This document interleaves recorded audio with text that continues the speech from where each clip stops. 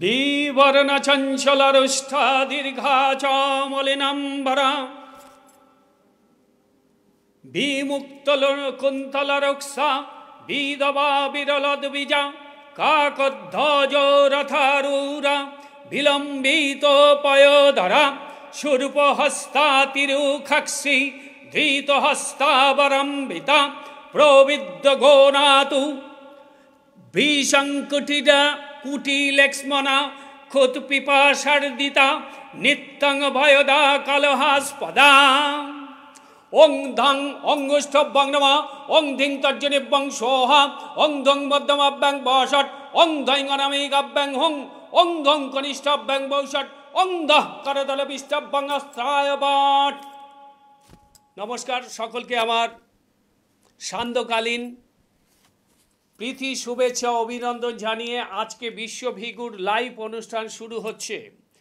বিশ্বভিগুর live অনুষ্ঠান প্রতিদিন, বিশেষ করে প্রতিদিন না শুক্র শনি 5টা 6টা 25 এবং 6টাতে আমার লাইভ প্রোগ্রাম আমি করে থাকি। এবং এবার ঘটনা হচ্ছে আজকে যে আলোচনাটা করব সেটা হচ্ছে দুর্দান্ত আলোচনা, যে আলোচনার উপর প্রত্যেকটা ব্যক্তির জীবন দাঁড়িয়ে আছে সেটা নিয়ে আজকে আমি আলোচনা করব। সেটা গতকালকে আমি আলোচনা করেছি, নবাংশ চক্র দেখতে হবে, রাক্ষস নবাংশ, নর নবাংশ এবং দেব নবাংশ। আজকে যেটা বলবো, নবাংশ চক্র থেকে আপনার পার্টনার দেখতে কেমন হবে, তার চরিত্র কেমন হবে, তার চরিত্র কেমন হবে, সে কি দেখতে হবে, তার ক্যারিয়ার কি হতে পারে, সে কোন চরিত্রের হবে। নবাংশ চার্ট থেকে বিচার করা হয়, নবাংশ চার্ট থেকে বিচার করা হয় শুধুমাত্র দাম্পত্য জীবনের টোটাল ব্যাপারটা। আজকে সেটাই আপনাদের সামনে আমি আলোচনা করব। তার আগে দু একটা কথা না বললেই নয়, প্রতিদিনের মতো আজকেও আমাকে বলতে হচ্ছে।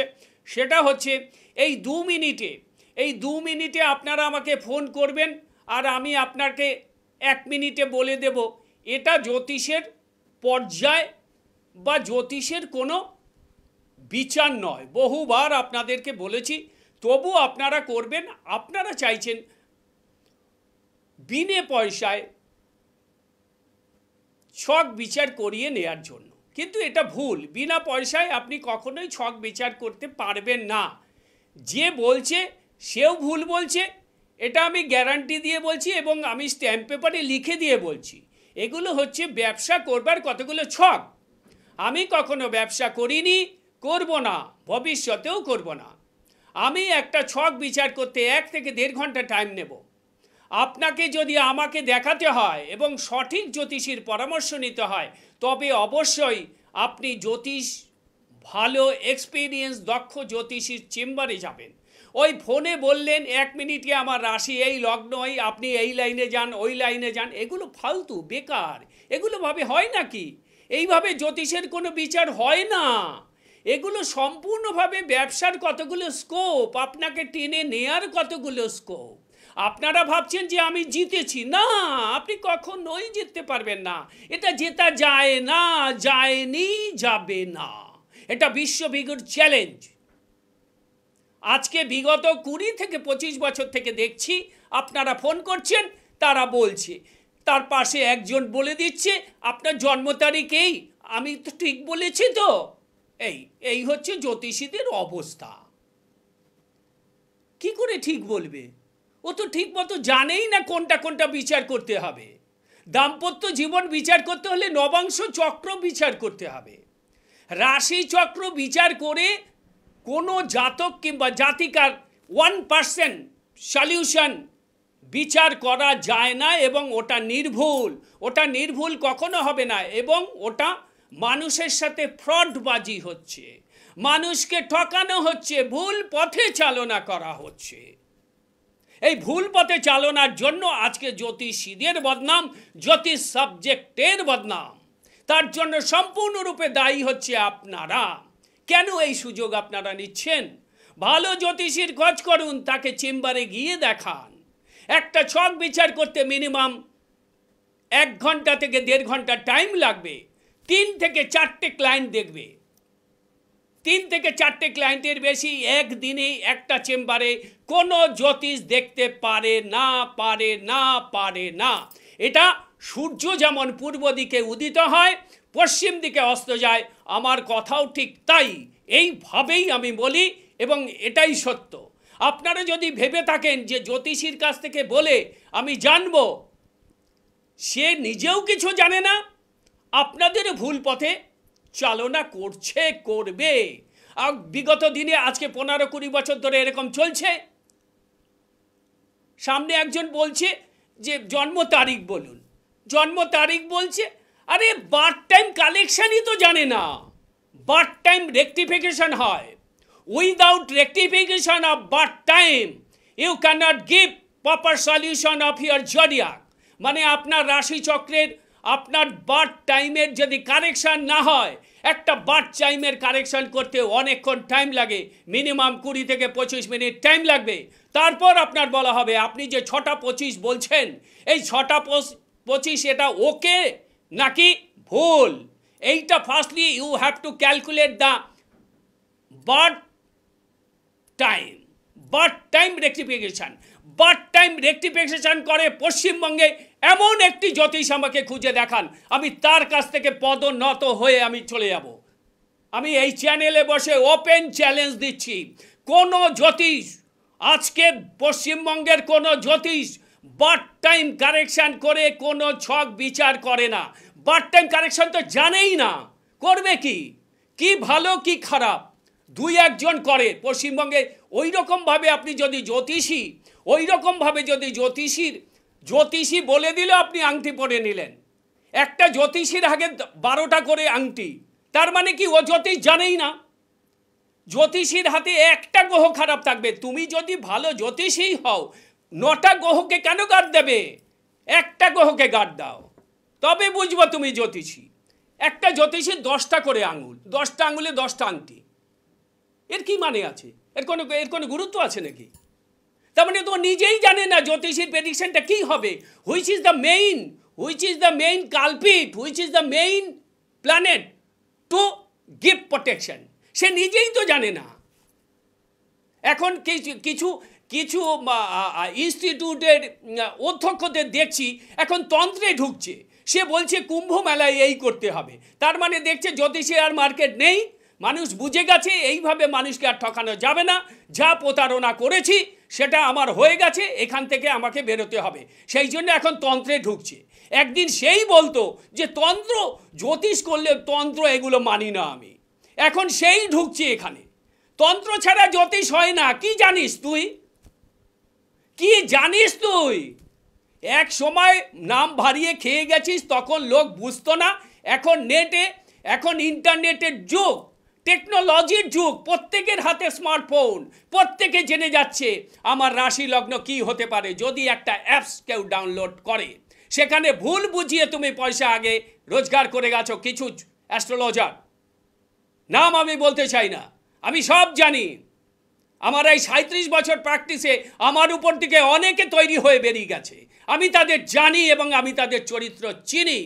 তাদের কি আছে, তাদের নিজের ছক নিজে বিশ্লেষণ করতে পারে না, ও নিজেই জানে না হোয়াট ইজ দ্য মেইন ভাগ্য নিয়ন্ত্রক গ্রহ। ভাগ্য নিয়ন্ত্রক গ্রহ কীভাবে বিচার করতে হয়? একটা ছকের ভাগ্য নিয়ন্ত্রক গ্রহ ছাড়া কখনোই কোনো বিচার সম্পূর্ণ হয় না। শুধুমাত্র ন্যাটাল চার্ট, তার মানে শুধুমাত্র লগ্ন কুণ্ডলী দেখে কেউ আপনার বিচার করে দিল আর আপনি বললেন আমি জিতে গেলাম, কোনো দিন না, আপনার ভুল প্রেডিকশন হয়েছে, ওটা হয়নি, ওটা মিথ্যে।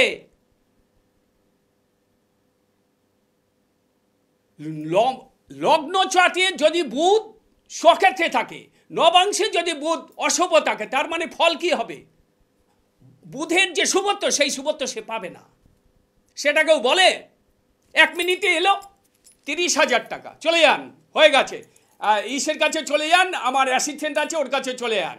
আর আপনারা বোকার মতো ছুটে চলে যাচ্ছেন, আপনারা ভাবছেন এই মনে জিতে গেছি। এরা ইউটিউবে প্রোগ্রাম করে এইসব করছে, ভুল ভাল লোককে তথ্য দিচ্ছে, তথ্য দিয়ে আজকে এই বেদের যে বাণীটা, বেদের যে একটা অরিজিনাল জিনিস, সেই জিনিসটাকে নষ্ট করে দিচ্ছে, একটা ব্যবসাতে পরিণত করে দিয়েছে। আজকে এখানেই আমার প্রতিবাদ, এখানেই আমার হচ্ছে আমার প্রেডিকশন। আমি যেটা বলবো, এবং ভালো ভালো জ্যোতিষ যারা প্রোগ্রাম করেন সেই তাদেরকে আপনারা ফলো করুন, তাদের কাছে আপনারা যান, তার আপনি বায়োডাটা দেখুন, তার আপনি লিটার হার্টে তার কোয়ালিফিকেশন দেখুন, সে মাস্টার ডিগ্রি না ব্যাচেলার ডিগ্রি, তার বয়স কত। একটা বাচ্চা ছোকরা সে কি অ্যাস্ট্রোলজি প্র্যাকটিস করবে? একটা অ্যাস্ট্রোলজির নক্ষত্রের বিচার জানতে 3 বছর লেগে যায়, আর এখন 3 মাসে সার্টিফিকেট দিয়ে দিচ্ছে জ্যোতিষ শিরোমণি, জ্যোতিষ সাগর, জ্যোতিষ সম্রাট, জ্যোতিষ সূর্য, সব কিছু। পুরো ব্যবসা চলছে। যে ব্যবসা করছে, যে অধ্যক্ষ, সে নিজেই জানে না ভাগ্য নিয়ন্ত্রক গ্রহ কীভাবে বার করতে হয়। সে নিজেই জানে না ভাগ্য নিয়ন্ত্রক গ্রহকে, একটা ছককে পরিচালনা করে ভাগ্য নিয়ন্ত্রক গ্রহ। ষোড়শ বর্গ বিচার করতে হবে, ষোড়শ বর্গ বিচার ছাড়া কোনো বিচার সম্পূর্ণ হয় না, হয় না, হয় না। এক এক ক্ষেত্রে এক একটা। আজকে আমি ক্যারিয়ার, আজকে প্রত্যেকটা জাতক জাতিকার একই কথা, আমি জ্যোতিষীর উপর আমার বিশ্বাস উঠে গেছে। কারণ কি? এটা তো ব্যবসা করছে, এরা তো ছক বিচার করছে না। ছক বিচারটা কি জিনিস সেটা জানতে হবে, তারা নিজেরাই জানে না। তাদের কাজ হচ্ছে কি, আমি চ্যানেলকে পয়সা দিচ্ছি, কি করে পয়সাটা তুলবো, তার 100 ডবল কি করে নেব। চ্যানেলের ব্যবসা করবে, চ্যানেলের কোনো দোষ নেই। বহুবার আমি বলেছি চ্যানেল তার ব্যবসা করবে, চ্যানেলের এখানে কোনো গুরুত্ব নেই। ভুল হচ্ছে আপনারা কেন যান তাদের কাছে? আপনাদের এইটুকু জ্ঞান নেই যে একটা ছক বিশ্লেষণ করতে গেলে মিনিমাম 1 থেকে 1.5 ঘন্টা টাইম লাগবে। আর 1 থেকে 1.5 ঘন্টায় সে হয়তো 20টা পেশেন্ট দেখে নিল। 20টা পেশেন্ট একমাত্র ডাক্তার ছাড়া, এটা কি ডাক্তার? যে একটা প্রেডিকশন দিলাম, এরা প্যারাসিটামল এই কেমিক্যাল কম্পোজিশন আছে, জ্বর হয়েছে এই দিতে হবে, এই পরীক্ষা করতে হবে, হয়ে গেল। সেটা জ্যোতিষের ক্ষেত্রে সম্ভব না। একটা অ্যাডভোকেটের, একটা বড় ব্যারিস্টার, তার একটা কেস হিস্ট্রি লিখতে 1.5 ঘন্টা, 2 ঘন্টা, 2.5 ঘন্টা টাইম লাগে। সে কেসটা শুনবে, তারপর তো কোন ধারায় তাকে ফেলবে, কোন আইনে তাকে ঢোকাবে, সেটা তো সে বিচার করবে। এটা কি ডাক্তারি পেশা? এই হচ্ছে ঘটনা। যাই হোক, আমি যেটা বলি আপনারা হয়তো ভুল ভাবেন, কিন্তু অরিজিনাল কথা হচ্ছে সেটা। আমি যেটা বলবো এটা হচ্ছে চিরন্তন সত্য। এই সত্যর উপর দাঁড়িয়ে আমার প্রোগ্রামগুলো করা।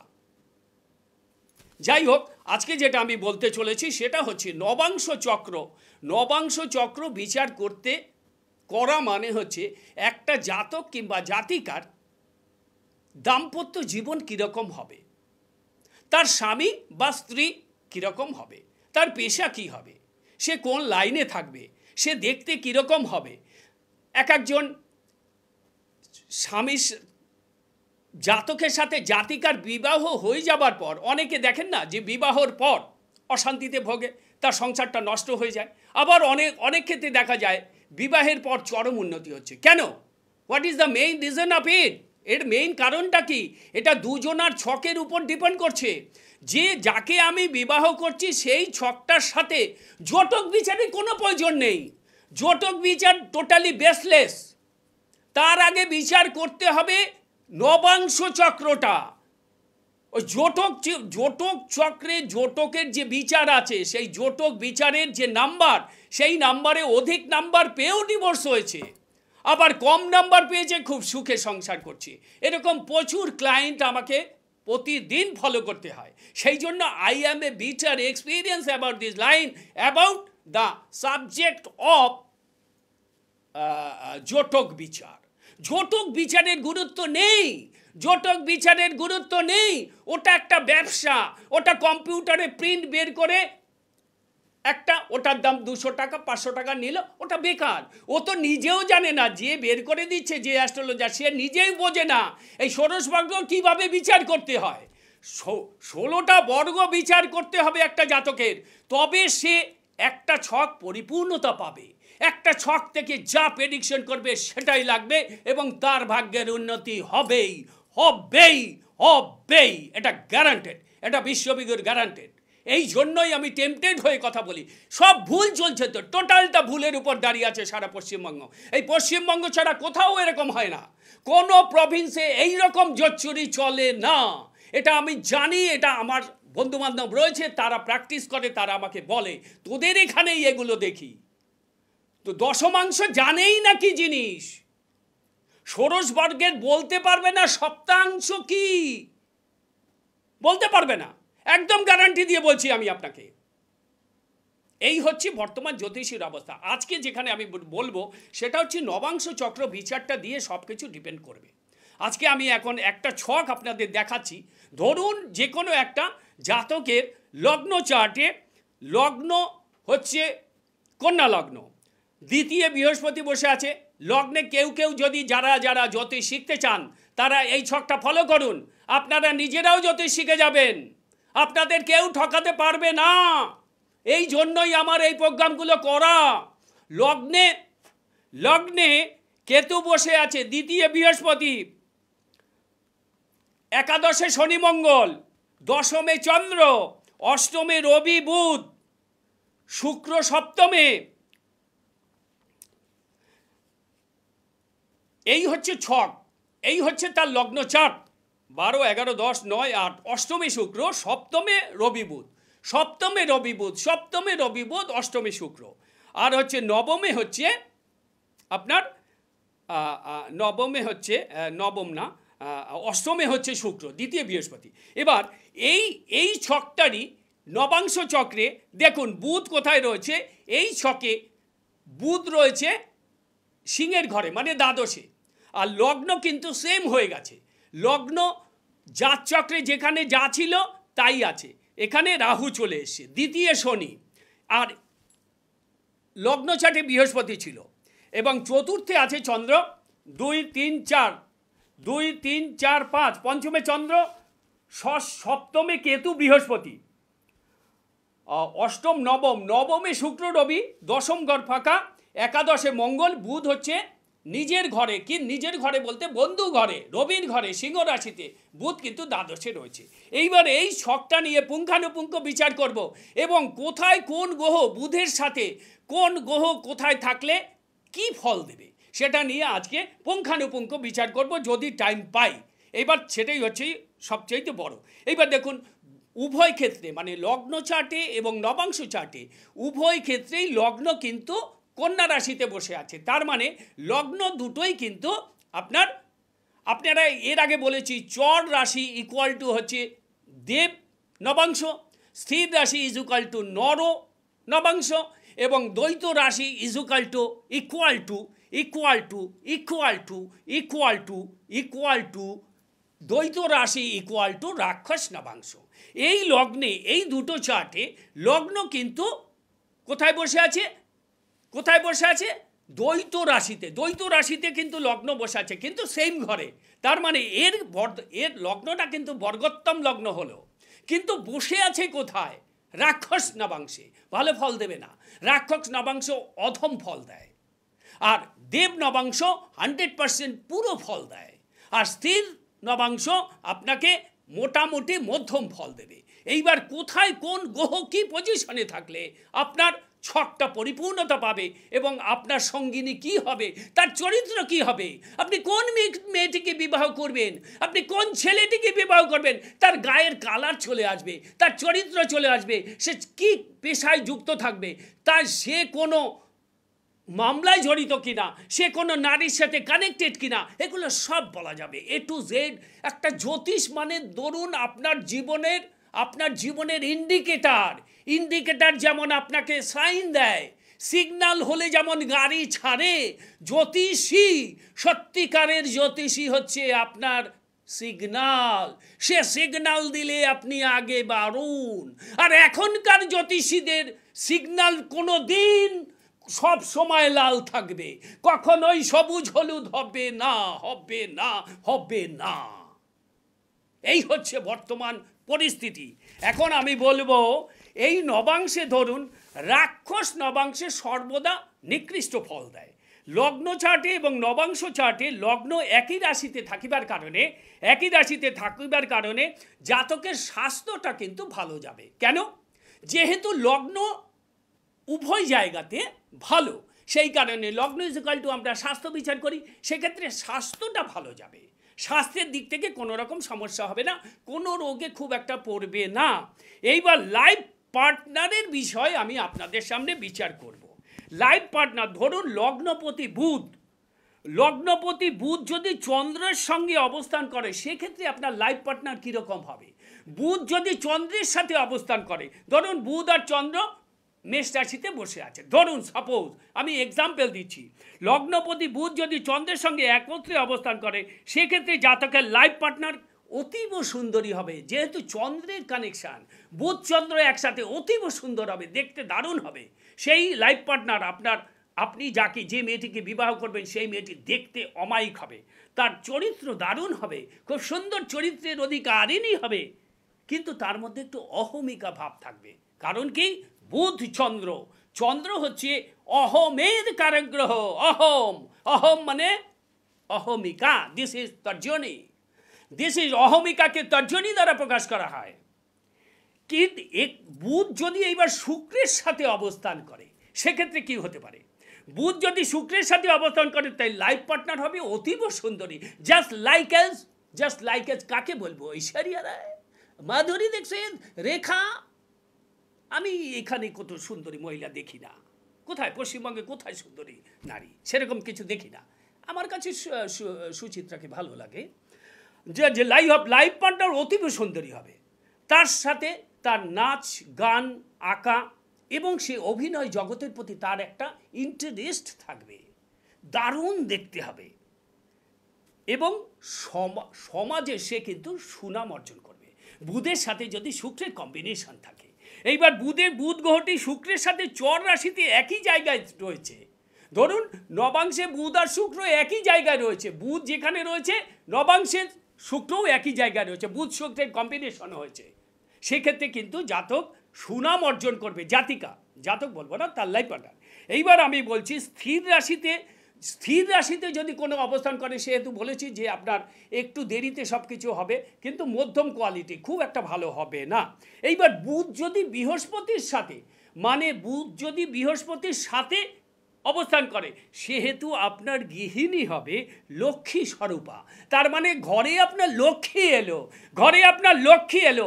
এই মেয়েটি যদি জাতক হয়, তবে স্বয়ং নারায়ণ ঘরে এলেন, স্বয়ং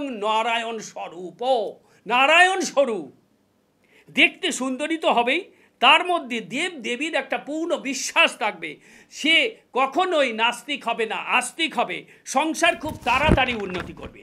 তা নবাংশ চার্টে চন্দ্র রবি যদি সপ্তমে থাকে, সেক্ষেত্রে লাইফ পার্টনারের সাথে অশান্তি থাকবে, সারা জীবন অশান্তি থাকবে, ডিভোর্স হবেই। চন্দ্র রবি যদি সমসপ্তমে থাকে, চন্দ্র থেকে রবি যদি সমসপ্তমে থাকে, চন্দ্র রবি যদি একত্রে থাকে, সেক্ষেত্রে কিন্তু ডিভোর্স হবেই, ডিভোর্স আটকানো যাবে না। নবাংশ চাঁদে বুধ শনি যদি একত্রে থাকে, সেক্ষেত্রে বিবাহিত জীবন নরকে পরিণত হবে, কখনোই এরা সংসার করতে পারবে না, তাদের শেষ। বুধ যদি রাহুর সাথে থাকে নবাংশ চাটে, তবে লাইফ পার্টনার সর্বদা ভোগ বিলাসে মত্ত থাকবে, সে সবসময় ভোগ বিলাস করতে থাকবে, পয়সার বিনিময়ে সে ভোগ বিলাস করবে, যত রকম নোংরা ছবি দেখবে, যত রকম বাজে কানেকশান তার ভিতর থাকবে, মদ্যপান করবে, জুয়ো খেলবে, অন্য নারীর সাথে সঙ্গম করবে, এই সমস্ত নোংরা কাজ করবে, দাপুটে হবে, অশান্তি তার লেগেই থাকবে। এটা হচ্ছে সবচাইতে বড় সমস্যা। বুধ যদি রাহুর সঙ্গে থাকে আর বুধ যদি কেতুর সঙ্গে থাকে, সেক্ষেত্রেও কিন্তু লাইফ পার্টনার এবং দাম্পত্য জীবন আপনার নরকে পরিণত হবে। আজকে আমি আপনাদেরকে বুঝালাম যে নবাংশ চক্রে থেকে জাতক কিংবা জাতিকার দুজনার চরিত্রটা পরিষ্কার বলে দেয়া যায়। এইভাবে আপনারা বিচার করাবেন সঠিক এবং অভিজ্ঞ জ্যোতিষীর পরামর্শ দ্বারা। ভালো থাকুন, আনন্দে থাকুন। আমি যদি কোনো ভুল কথা বলে থাকি, আমি সকলের কাছে ক্ষমা চেয়ে নিচ্ছি, কিন্তু এটাই ফ্যাক্ট, কিছু করার নেই, আমাকে বলতেই হবে। আমি সত্যের পূজারী। নমস্কার ভাই, ভালো থাকুন, জয় জয় তারা।